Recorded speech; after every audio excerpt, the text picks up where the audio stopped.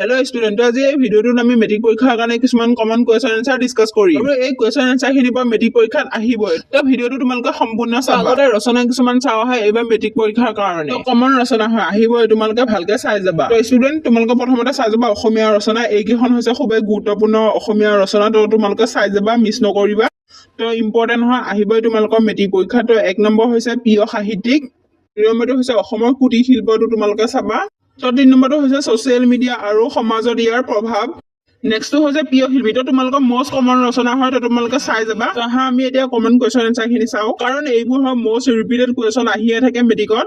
তো এতিয়া আমি ফাৰ্ষ্ট কোৱেশ্চনটোলৈ আগবাঢ়ো। ফাৰ্ষ্ট কোৱেশ্চনটো হৈছে মাধৱদেৱে মুঠ কেইটামান বৰগীত ৰচনা কৰা বুলি পণ্ডিতসকলে ঠাৱৰ কৰিছিল। তো এনসাৰটো হৈছে 191টা বা 9 কৰি 11টা। তো সেকেন্ড কোৱেশ্চনটো হৈছে বৰগীতৰ যিকোনো দুটা লক্ষ্য লিখা। এই কোৱেশ্চনটোক লক্ষ্য বুলি নিদি পেলাই বৈশিষ্ট্য লিখা বুলিও দিব পাৰে। তো তোমালোকে কনফিউজ নহবা, এটাই এনসাৰ হয়। তো বৰগীতসমূহ শাস্ত্ৰীয় ৰাগতালযুক্ত গীত, বৰগীতৰ ভাষা ব্ৰজাৱলী। তো এই কোৱেশ্চনটো এনসাৰ দুটা তোমালোকে চাই যাবা, খুবেই ইম্পৰ্টেন্ট হয়, তোমালোকৰ পৰীক্ষাত বাৰ বাৰ আহিয়ে থাকে, ৰিপিটেড হয়। নেক্সট কোৱেশ্চনটো হৈছে মাধৱদেৱৰ বৰগীতসমূহত ঘাইকৈ কৃষ্ণৰ কোনটো চৰিত্ৰ পৰিস্ফুটি। এনসাৰটো হৈছে শিশু কৃষ্ণৰ লীলা বিষয়টো পৰিস্ফুটি। নেৰিবা বান্ধৱ মোক জীৱনে মৰণে, কবিয়ে জীৱনে মৰণে নেৰিবৰ কাৰণে কাক অনুৰোধ কৰিছে। এনসাৰটো হৈছে কবিয়ে ভগৱানক জীৱনে মৰণে নেৰিবৰ বাবে অনুৰোধ কৰিছে। খনক খনন্দ যোগী যাহাকো ধ্যান, খনক খনন্দ আদি যোগীসকলে কাক ধ্যান কৰে বুলি কৈছে। তো এনসাৰটো সেমে হয়, ভগৱানক ধ্যান কৰে বুলি কৈছে। তো নেক্সট আমি আধুনিক শব্দকেইটা চাওঁ আহা। নাপাবন্ধ আধুনিক শব্দ হৈছে নাপায়। কেনে আধুনিক শব্দ হৈছে কিদৰে বা কেনেকৈ। হলুহু আধুনিক শব্দ হৈছে হলু, তুমিহে মানে তুমিয়ে বা তুমিহে। জনে আধুনিক শব্দ সকলৰ বা জনৰ, আৰু কহয় আধুনিক শব্দ হৈছে কয়।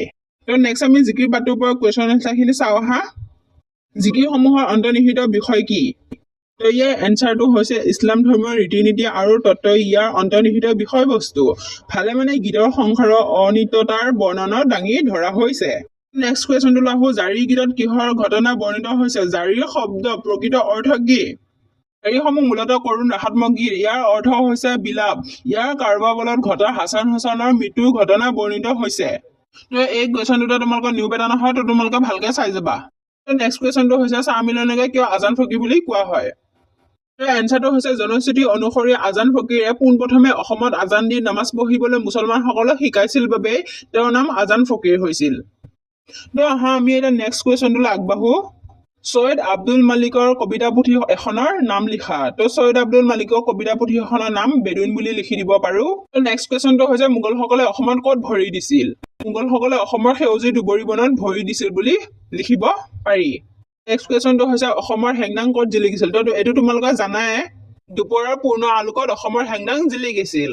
তো নেক্সট কুৱেশ্চনটো হৈছে বনৰ পাতত জংফাই বুলিলে কি বুজায়। তো এইটো এটা মোষ্ট ইম্পৰ্টেন্ট কুৱেশ্চন হয়, তো তোমালোকে চাই যাব ভালকে আহিবই।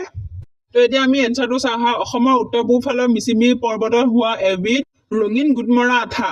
তো এই গোটমৰা আঠা বনৰ পাতত জংফা বুলি কোৱা হয়। ইয়াৰে কেৰুমণি তৈয়াৰ কৰা হয়। তিতি থকা বনৰ পাতৰ সূৰ্য পোহৰত ধুনীয়া মণিৰ নিচিনাকৈ তিৰবিৰা নানান ৰং ধাৰণ কৰে। কোকা-কোলা কোম্পানীটো বিজ্ঞাপন কোৱা কথাটো কি। এনসাৰটো হৈছে কোকা-কোলা কোম্পানীৰ বিজ্ঞাপনটো কোৱা কথা সেইটো হ'ল eat ticket, sleep ticket, dream ticket আৰু ড্ৰিংক টিকেট। তো নেক্সট কুৱেশ্চনটো হৈছে নাৰায়ণ মূৰ্তি কোন।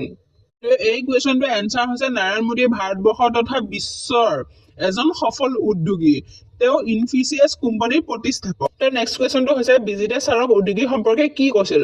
উত্তৰটো হৈছে বিজিতে ছাৰক উদ্যোগী সম্পৰ্কে কৈছিল উদ্যোগীসকল হ'ল এনে ব্যক্তি যিয়ে নিজৰ ব্যৱসায় বা উদ্যোগ আৰম্ভ কৰি কোনো বস্তু বা সেৱন বিক্ৰী কৰি নিজৰ জীৱিকা উলিওৱাৰ লগতে আনকো কৰ্ম সংস্থাপন দিবলৈ সক্ষম হয়।